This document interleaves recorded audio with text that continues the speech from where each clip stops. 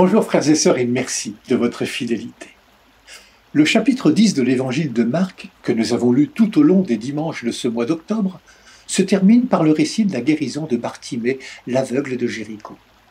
Jéricho, c'est la dernière ville avant l'entrée à Jérusalem, ville où Jésus, après avoir été acclamé, sera arrêté, condamné à mort, crucifié.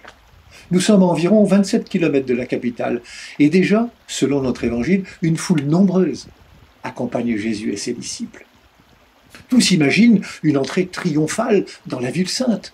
Tous envisagent une rapide prise de pouvoir. Vous allez voir ce que vous allez voir, pensaient-ils tous. Pour eux, pas de doute, on est en marche vers une révolution. Une foule en marche et un mendiant assis au bord de la route. Un marginalisé, un marginal. Il n'a qu'à se taire, le fils de Timée. C'est plus qu'un marginal, c'est un pécheur, l'objet du mépris de tous.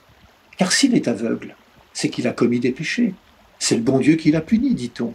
Ainsi s'exprime la mentalité commune de l'époque. Cet aveugle est donc objet du mépris de tous les bien-pensants. Eux, ils marchent, ils avancent, et surtout que le marginal ne les ennuie pas avec ses cris, car l'aveugle n'arrête pas de crier, depuis qu'il a appris que c'était Jésus de Nazareth qui passait. Le cri du fils de Timée, fils de David.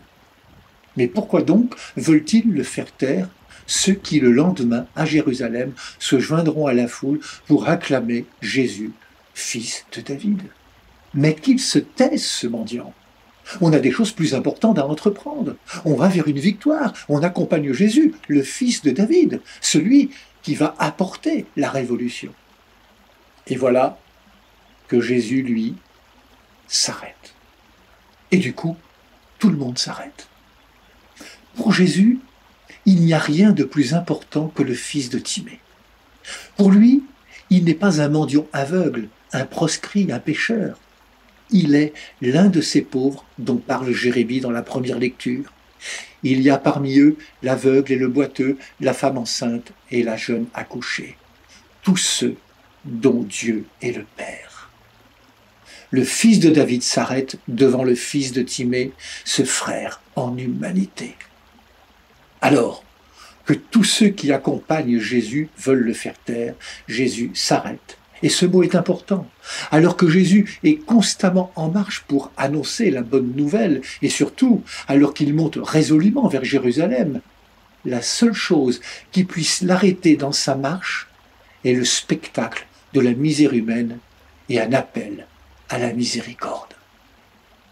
Jésus fait appeler cet aveugle qui crie vers lui, et il lui pose la même question qu'il avait posée à Jacques et à Jean dans l'évangile le dimanche dernier. « Que veux-tu que je fasse pour toi ?»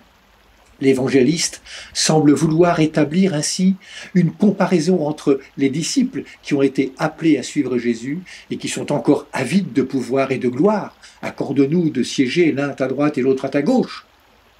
Et ce pauvre mendiant aveugle qui ne désire rien d'autre que de voir.